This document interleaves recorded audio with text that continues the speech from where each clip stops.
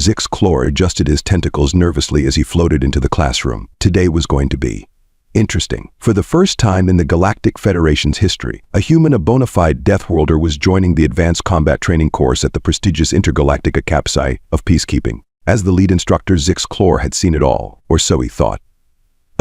He'd trained the fiercest Zerblaxian warriors, the most cunning QWERTY UI strategists, and even a Flufflepuff. Don't let the name fool you, those things are vicious when they're hangry, but a human.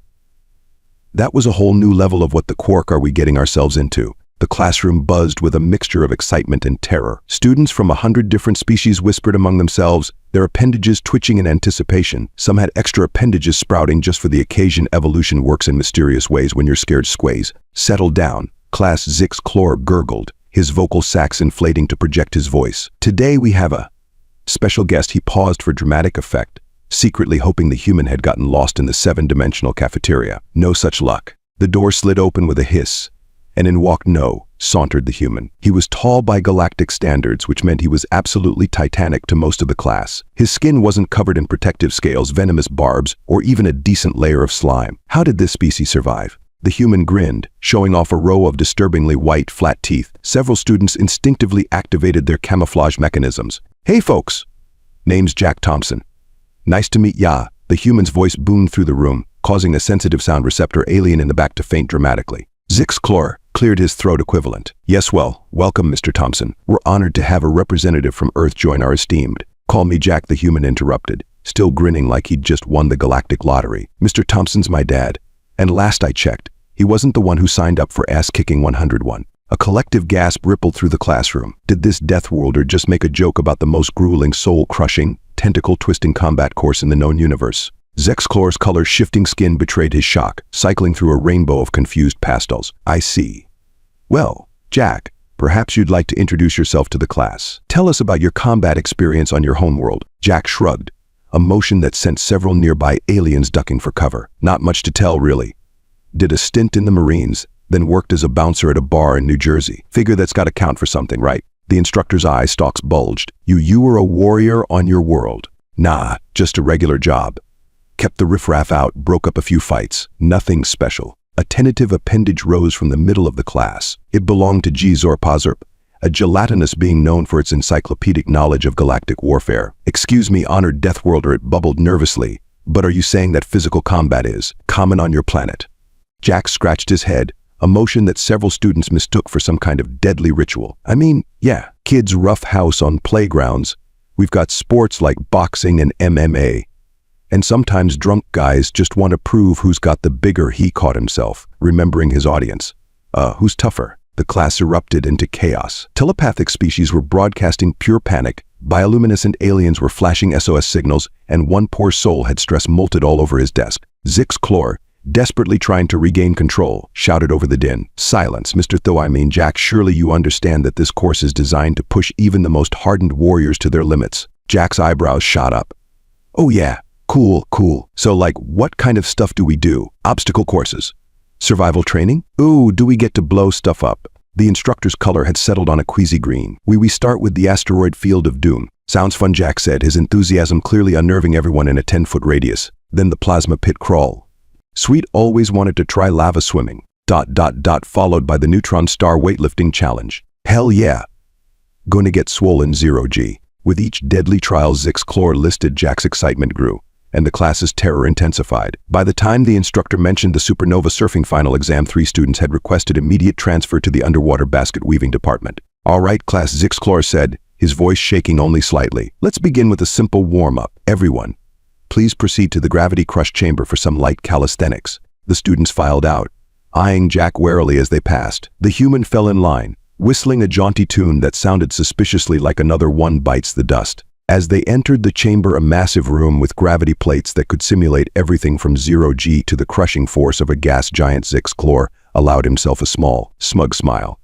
This would show the cocky human what real galactic combat training was all about. We'll start at 3G, the instructor announced. This is roughly 3 times the gravity of an average habitable planet. Please perform basic movement exercises until you can no longer. Teach, Jack interrupted, jogging in place. I think your gravity doohickey's broken. This feels pretty normal to me. Zix smug smile evaporated faster than water on a desert planet. What? That's impossible. Computer, confirm gravity level. A pleasant AI voice responded, current gravity level is 3.02 standard Gs. Jack said, now doing jumping jacks. Guess Earth's just built different. This is like what we'd feel on a good leg day at the gym. The rest of the class, meanwhile, was plastered to the floor, their various appendages quivering with the effort to remain upright. Zorp had flattened into a pancake, oozing slowly towards the exit. Perhaps Zixclor's voice cracked. He cleared his throat and tried again. Perhaps we should increase the difficulty. Computer, set gravity to 10 G. The change was immediate. The floor groaned under the intense gravitational pull. Most of the students were now completely immobile, their bodies compressed into the unyielding metal beneath them. Zixclor himself was straining to keep his eye stalks from collapsing into his head. And Jack? Jack was doing push-ups. 1, 2, 3. The human counted off, his voice only slightly strained. Come on, guys. No pain, no gain, am I right? A muffled scream came from somewhere in the pile of flattened aliens. Okay, Jack chuckled, standing up with only a minor grunt of effort. Maybe we should dial it back a notch. Don't want anyone to pull a tentacle or rupture a slime gland on the first day. Zixclor, his pride as bruised as his compressed body, managed to gasp out, computer. Restore. Normal. Gravity. As the crushing force lifted, the class collectively groaned in relief. Several students immediately engaged their species equivalent of vomiting, filling the air with a symphony of retching sounds and exotic odors. Jack, meanwhile, was stretching casually. So what's next? That was a nice warm-up, but when do we get to the real stuff? Zixclor stared at the human, his mind reeling. This was supposed to be the most grueling challenge in the known galaxy, and this Deathworlder was treating it like a light jog in the park. He had to regain control of the situation to prove that the Intergalactic Academy's training was no joke. Right, the instructor said, pulling himself together. Let's move on to the plasma pit crawl, follow me, class. Those of you who can still move, that is. The procession to the next training area looked more like a survivor's march from some great calamity. Students limped, oozed, and in some cases were carried by their classmates. Jack brought up the rear, helpfully scooping up Zorp, who was still too flattened to move under his own power. Here we are, Zixclor announced as they entered a vast chamber dominated by a roiling sea of superheated plasma. Floating platforms of heat-resistant material dotted the surface, creating a treacherous path across the deadly liquid. The challenge is simple: cross the pit without falling in. The plasma is hot enough to vaporize most known forms of matter instantly. He turned to Jack, hoping really to see some flicker of concern on the human's face. Instead, he found the Deathworlder grinning like a lunatic. Awesome, Jack exclaimed. It's like the floor's lava, but for real. Used to play that all the time as a kid. Zixclor's eye stalks drooped in defeat. You played games involving lava as a child. Well, not real lava, Jack clarified, much to the relief of his classmates. Just pretend. Jump from couch to chair, don't touch the floor. No, just an earth thing?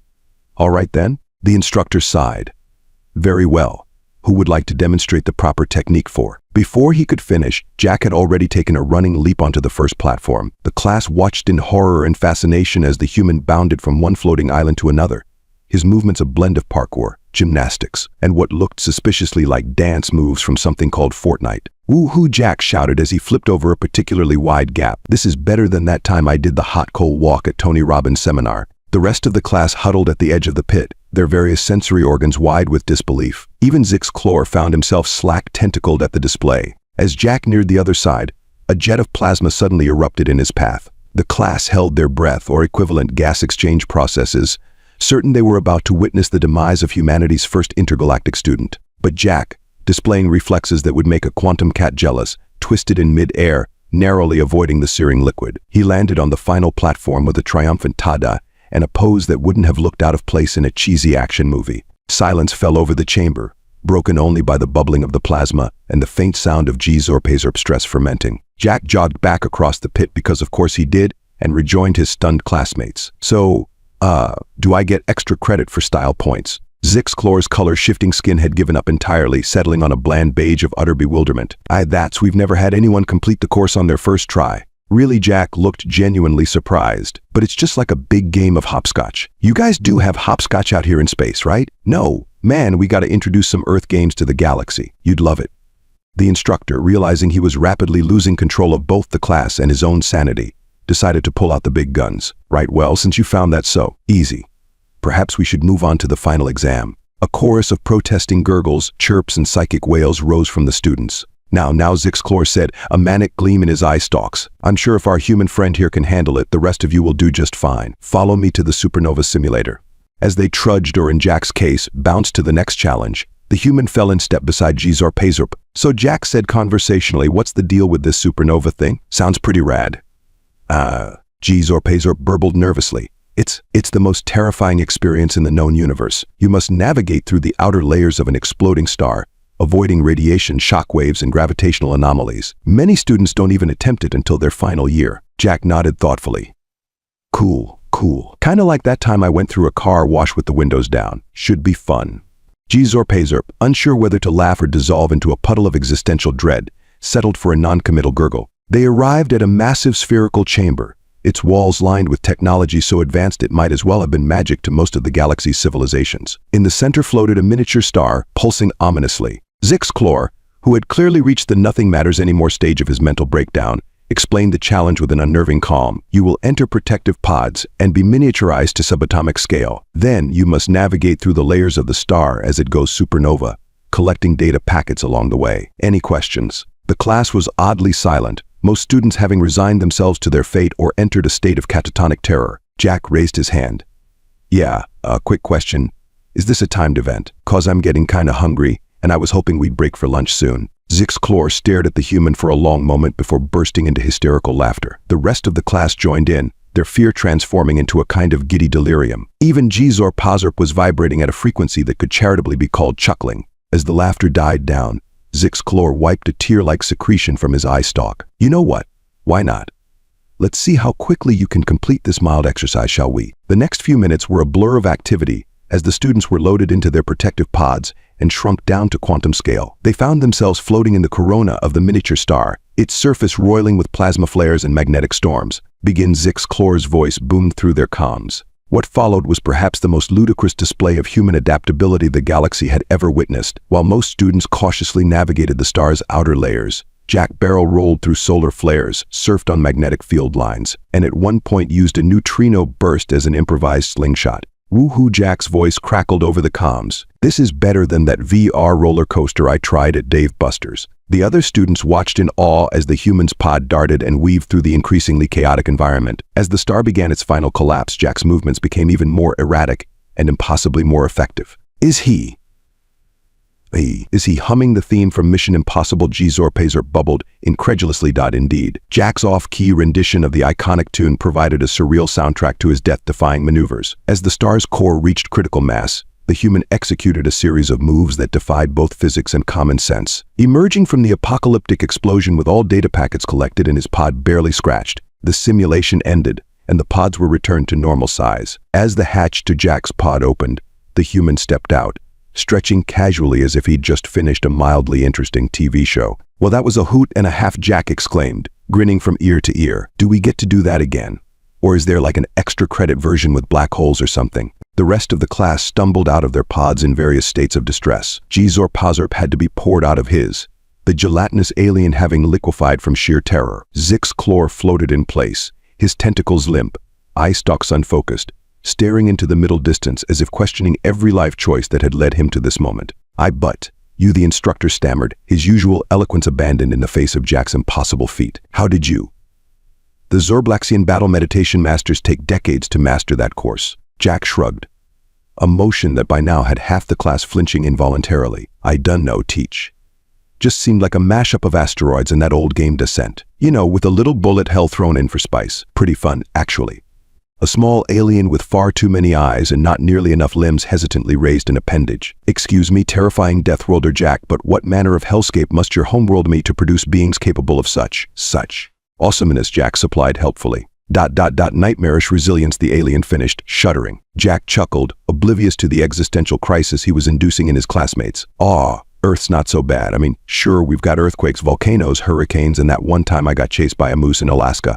But it's home, you know. The class collectively took a step back, their various appendages raised in defensive postures. Even Gzorp, who had mostly resolidified, wobbled anxiously. Zixclor, finally snapping out of his stupor, cleared his throat equivalent. Well, Mr. Thompson, Jack, I must say your performance today has been unprecedented. Thanks, Teach. Jack beamed. So what's our grade? Did I pass? The instructor's color-shifting skin cycled through a series of confused patterns before settling on a defeated pale blue. Pass? Jack, You've just shattered every record in the history of the Intergalactic Academy. There isn't even a grading scale for what you've accomplished. Jack's face fell slightly. Oh, so no pass. Zixclor's eye stalks bulged in disbelief. No, you misunderstand. You haven't just passed. You've graduated. Completed the entire advanced combat training course in a single day. It's never been done before. A murmur of awe rippled through the class, punctuated by the sound of one student's stress molting again. Oh, neat, Jack said, his enthusiasm returning full force. So, what's next? You got any ultra-advanced combat training? Extreme Warfare 2.0. Ooh, how about Galactic Special Forces? The instructor's tentacles went limp. There is nothing beyond this. You've reached the pinnacle of combat training in the known universe. Jack's brow furrowed in confusion. Seriously? But we just did some calisthenics, hopscotch, and a funky VR game. When do we get to the real training? The class erupted into chaos once more. Several students began drafting formal requests to reclassify humans as a Class X hyperlethal species. Pazerp started stress fermenting again, filling the air with the scent of alien moonshine. Zixclor, realizing he was moments away from losing control entirely, made a snap decision. Attention, class. Due to unforeseen circumstances, today's session is hereby concluded. Please proceed to the debriefing room for mandatory psychological counseling and species-appropriate comfort snacks. As the shell-shocked students filed out, Jack approached the instructor, still looking puzzled. Hey, Teach, I didn't mean to cause any trouble. It's just, well, this all seemed pretty tame compared to some of the stuff we do back on Earth for fun. You ever heard of parkour? Or maybe ultramarathons? Zixclor's eye stalk swiveled to face Jack, a mixture of fear and fascination evident in his gaze. Jack, I believe we may need to reassess our understanding of your species. Perhaps you'd be willing to assist in designing some new training protocols. Jack's face lit up. Sure thing. I've got tons of ideas. Ever tried combining zero-G paintball with laser tag? Or how about underwater chess boxing? Oh, I know. We could set up an obstacle course inside an active volcano. That'd be a real challenge, right? The instructor's color drained to a pale, almost translucent shade. I think we may need to consult the Galactic Ethics Committee first, and possibly alert the Intergalactic Hazard Prevention Bureau. Ah, you're no fun, Jack pouted, but hey, if that's too much, we could always start small. How about we introduce you guys to a little Earth pastime called extreme ironing? Trust me, it's not as boring as it sounds. As Jack enthusiastically described the art of pressing clothes in ridiculously dangerous locations, Zixclor found himself wondering if perhaps the universe wasn't quite ready for humanity after all. One thing was certain, the next faculty meeting was going to be very, very interesting. Meanwhile, in the debriefing room, a group of shell-shocked alien students huddled together, sipping on their species-appropriate comfort beverages and trying to come to terms with what they'd witnessed. Did you see how he moved through that plasma? Whispered Quatlu, its feelers still singed from the attempt. Forget the plasma, gurgled Pazerp, who had finally stopped fermenting. He called a supernova fun. Fun. My great-great-grandfather's home star went supernova, and we're still filling out the insurance paperwork. A Zigirian with too many limbs and not enough eyes, or was it the other way around, chittered nervously. I've decided to change my major.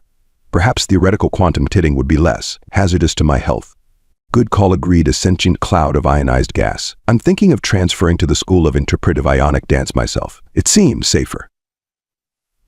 As the aliens commiserated, trading horror stories and career change plans, a thought began to percolate through their collective consciousness. If this was just one human, just a sample of what Earth could produce, what would happen when the rest of humanity joined the galactic community? The universe, they realized, was in for one hell of a wake-up call. Back in the training area, Jack was still chattering away to an increasingly pale Zixclor about the joys of free solo climbing, wingsuit flying, and something terrifyingly called volcano boarding. ... And then you just slide down the active volcano on a piece of plywood, Jack finished, gesticulating wildly. It's a real blast. Get it? Because volcanoes blast. No, tough crowd. Zixclor, who had long since surpassed his species' capacity for shock, simply nodded numbly. Yes, very amusing. Jack, I have to ask why. Why do humans engage in such extreme activities? Jack pondered this for a moment, scratching his chin thoughtfully. I dunno, Teach. I guess we just like pushing our limits, you know. Plus, it's a real adrenaline rush. Adrenaline. Zixclor's eye stalks perked up with scientific curiosity. Is this some sort of performance-enhancing substance? Jack laughed, a sound that sent a nearby cleaning droid scurrying for cover. Nah, it's just a hormone our bodies produce when we're excited or in danger. Makes us stronger, faster, more alert. It's pretty cool. The instructor's color shifted to a pale green of dawning horror. Are you saying your bodies automatically enhance your abilities in response to threats? Yeah, pretty much, Jack nodded. It's like having a built-in turbo boost. Comes in handy when you're, say, running from a bear or trying to lift a car off someone. Zixclor's tentacles went limp. Great Galactic Core, you're all combat-evolved berserkers. Aw, you say the sweetest things, Teach Jack grinned, completely missing the existential dread in the alien's voice. So, about that extreme ironing course. As Jack continued to regale the shell-shocked instructor with tales of human leisure activities, news of the day's events began to spread through the Intergalactic Academy. By dinner time, the cafeteria was abuzz with rumors, each more outlandish than the last. I heard the human drank a cup of pure antimatter for breakfast. Well, I heard he arm-wrestled a black hole and won. That's nothing. My roommate's cousin's friend said the human plans to redesign the entire combat course to include something called Australian wildlife. In the faculty lounge, a hastily convened emergency meeting was underway. Professors from various departments huddled around a holo display, watching footage of Jack's performance in the supernova simulator. It's unprecedented, muttered the head of astrophysics, her tentacles twisting into knots. He manipulated gravitational fields instinctively, without any formal training in hyperdimensional calculus. Forget the physics, growled the xenobiology professor, his scales rattling with agitation. How is his body even capable of withstanding such forces? We need to study this specimen immediately. The dean of the academy, a ancient wise being composed entirely of psionic energy, pulsed thoughtfully. Perhaps we have been too hasty in our judgment of the human species. It seems we may have much to learn from them. A chorus of alarmed squeaks, chirps, and psychic protests filled the room. Learn from them, sputtered the ethics professor, his eye stalks quivering indignantly. They're savages. Berserkers. Did you hear about their so-called sports? They voluntarily concuss each other for entertainment. The dean's energy field flickered with what might have been amusement, and yet they have achieved faster than light travel, colonized multiple worlds, and now stand poised to join the galactic community. Perhaps it is we who have been too complacent in our evolution. A thoughtful silence fell over the room, broken only by the occasional nervous bubbling of the liquid dynamics professor. Meanwhile, blissfully unaware of the paradigm shift he was causing, Jack had made his way to the cafeteria. He stood before the food synthesizer, scratching his head in confusion. Excuse me, he called out to a passing staff member, a being that looked like a cross between a jellyfish and a supercomputer. Do you guys have anything, spicy? Or maybe some good old-fashioned protein? A guy could use a burger after all that working out. The staff member's bioluminescent displays flickered in patterns of confusion and alarm. Spicy? Protein? I'm afraid I don't understand. Our nutrient pastes are perfectly calibrated to provide optimal sustenance for all known sentient species. Jack sighed, eyeing the various tubes of colorful goo with trepidation. Right nutrient paste. Yum, say you wouldn't happen to have a grill around here, would you? And maybe some beef? I make a mean barbecue. The word barbecue echoed through the cafeteria, causing several herbivorous species to blanch and a few carnivorous ones to perk up with interest. As Jack attempted to explain the finer points of Texas-style brisket to an increasingly bewildered cafeteria staff, a small group of braver students cautiously approached him. Excuse me, terrifying Deathworlder, Jack, squeaked a diminutive alien with iridescent fur. We were wondering, what's Earth really like? Is it true that your oceans are made of acid and your air is mostly fire? Jack blinked in surprise, then burst out laughing. What? No, you've got it all wrong. Earth's great. We've got mountains, forests, beaches. Sure, there's the occasional natural disaster, but it's mostly pretty chill. The alien students exchanged skeptical glances. But how do you survive without protective exoskeletons or built-in force fields? Or without the ability to phase shift through solid matter, added another. Or without psychic deflector shields, chimed in a third. Jack shrugged, a motion that by now only caused minor flinching among his audience. I done know, guys, we just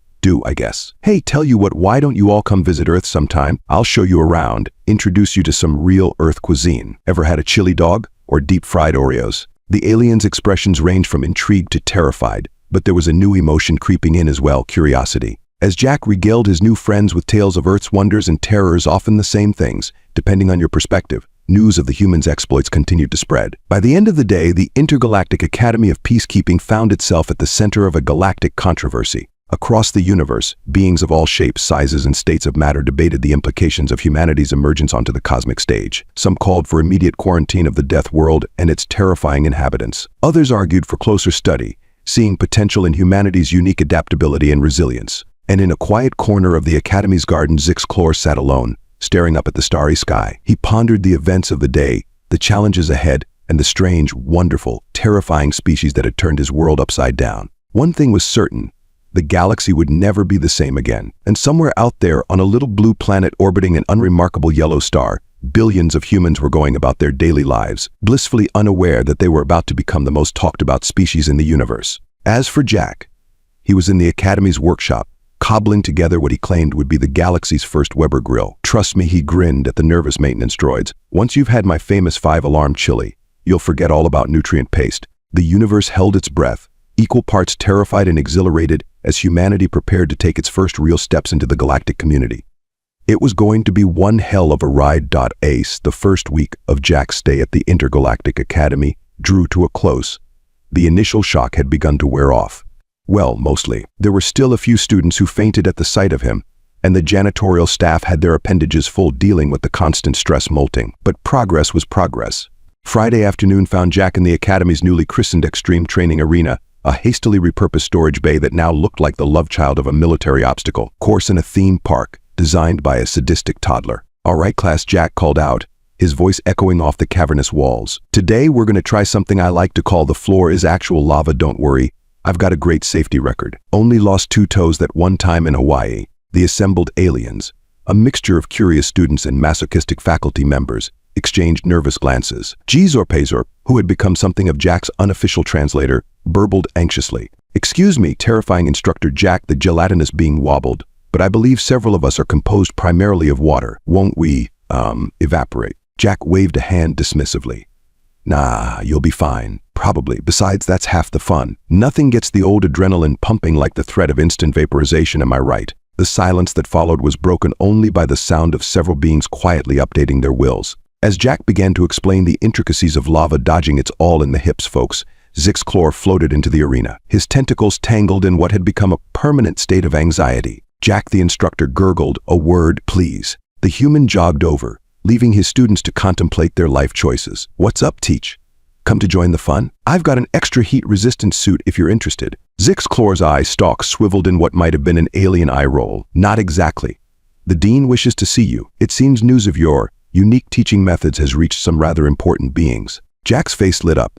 "Sweet, do you think they want to try my antimatter juggling course next? I've been working on the syllabus all week." The alien instructor's color shifted to a queasy green. I think it's best if we just go see the dean." As they made their way through the Academy's winding corridors, Jack couldn't help but notice the changes his presence had wrought. Students from species that were historically mortal enemies now huddled together, united in their shared terror of humanity. The cafeteria had been expanded to include a human-safe section, complete with a fully stocked spice rack and what looked suspiciously like a makeshift still. They arrived at the dean's office, a room that seemed to exist in multiple dimensions simultaneously. The dean, a being of pure psionic energy, pulsed a greeting. "Ah, Jack," the dean's thoughts resonated in their minds. "Thank you for coming. We have some rather exciting news." Jack grinned. "You're finally letting me organize that Academy-wide game of extreme hide-and-seek. I promise, using the event horizon of a black hole as home base is perfectly safe, mostly." The dean's energy field flickered in what might have been amusement or existential dread. It was hard to tell with beings of pure thought. "Not quite," the dean continued. "You see, news of your performance here spread rather quickly. The Galactic Council has taken notice, and well, they have a proposition for you." Jack's eyebrows shot up. "The Galactic Council sounds fancy. Do they want me to teach them some Earth sports? I could introduce them to cricket. It's like baseball, but more confusing, and it can last for days." Zixclor's tentacles went limp. "Days," he whispered, horrified. The dean's pionic field pulsed with what felt like a chuckle. "Nothing so intense, I assure you. The Council is intrigued by humanity's unique abilities and perspective. They believe you could offer valuable insights into, shall we say, unconventional problem solving." "Oh, like that time I fixed a nuclear reactor with duct tape and a paperclip?" Jack asked, nodding sagely. "MacGyver taught me well." The dean and Zixclor exchanged a glance that transcended species barriers, united in their shared bewilderment. "Yes, well," the dean continued, "the Council would like to offer you a position as Earth's first galactic ambassador of extreme solutions." Jack's jaw dropped. "No way.